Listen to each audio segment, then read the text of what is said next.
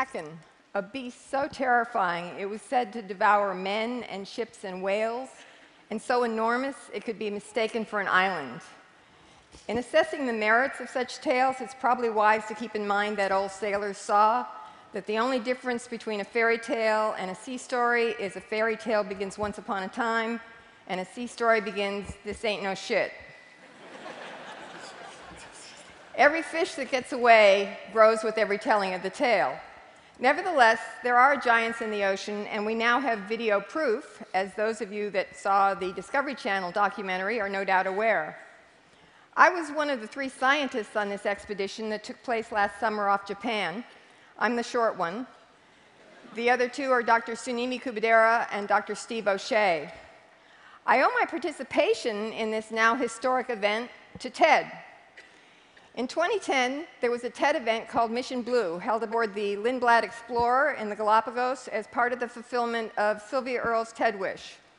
I spoke about a new way of exploring the ocean, one that focuses on attracting animals instead of scaring them away.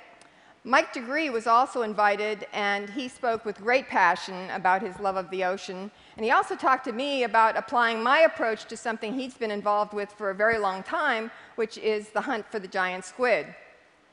It was Mike that got me invited to the Squid Summit, a gathering of squid experts at the Discovery Channel that summer during Shark Week.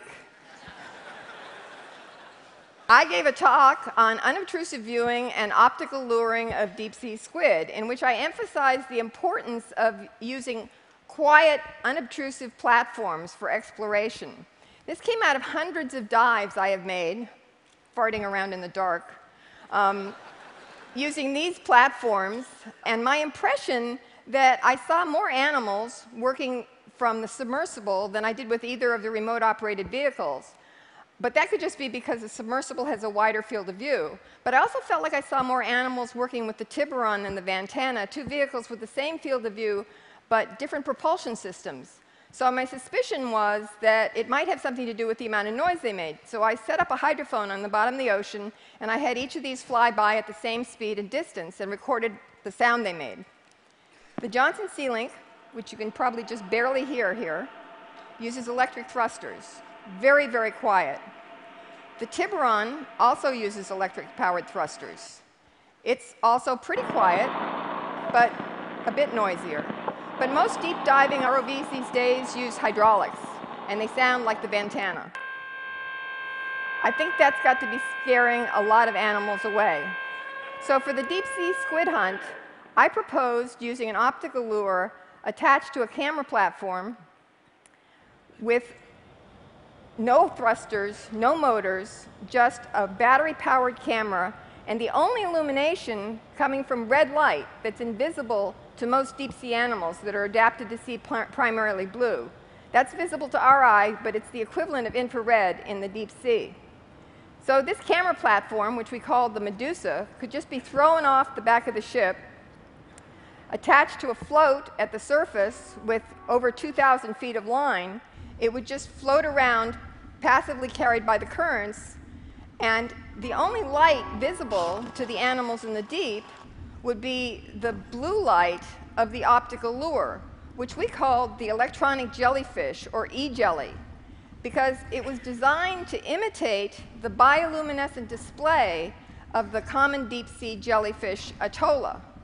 Now, this pinwheel of light that the Atolla produces is known as a bioluminescent burglar alarm, and it's a form of defense. The reason that the electronic jellyfish worked as a lure is not because giant squid eat jellyfish, but it's because this jellyfish only resorts to producing this light when it's being chewed on by a predator. And its only hope for escape may be to attract the attention of a larger predator that will attack its attacker, and thereby afford it an opportunity for escape. It's a scream for help, a last-ditch attempt for escape, and a common form of defense in the deep sea. The approach worked. Whereas all previous expeditions had failed to garner a single video glimpse of the giant, we managed 6, and the first triggered wild excitement. Oh my God! Oh my God! Are you kidding me? Oh my God! It's just hanging. It was like it was teasing us, doing a kind of fan dance. Now you see me, now you don't. And we had 4 such teasing appearances. And then on the 5th, it came in and totally wowed us. Look at that. Oh, yes!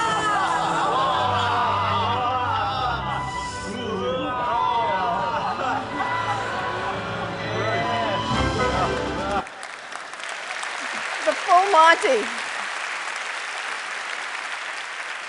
What really wowed me about that was the way it came in up over the E-jelly and then attacked the enormous thing next to it, which I think it mistook for the predator on the E-jelly. But even more incredible was the footage shot from the Triton submersible.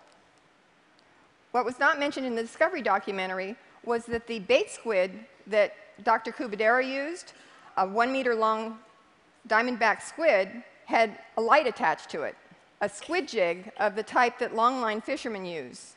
And I think it was this light that brought the giant in.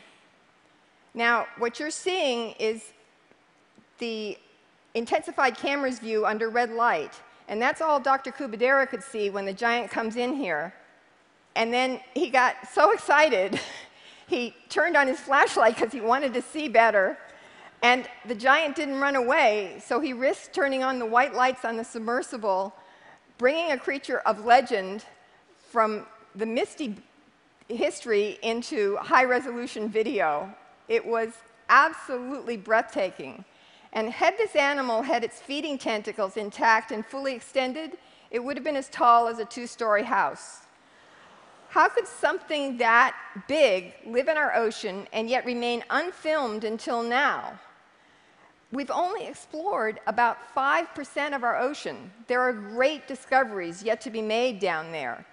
Fantastic creatures representing millions of years of evolution and possibly bioactive compounds that could benefit us in ways that we can't even yet imagine. Yet we have spent only a tiny fraction of the money on ocean exploration that we've spent on space exploration. We need a NASA-like organization for ocean exploration because we need to be exploring and protecting our life support systems here on Earth. We need... Thank you. Exploration is the engine that drives innovation. Innovation drives economic growth. So let's all go exploring, but let's do it in a way that doesn't scare the animals away, or as Mike Degree once said, if you want to get away from it all and see something you've never seen, or have an excellent chance of seeing something that no one's ever seen, get in a sub. He should have been with us for this adventure. We miss him.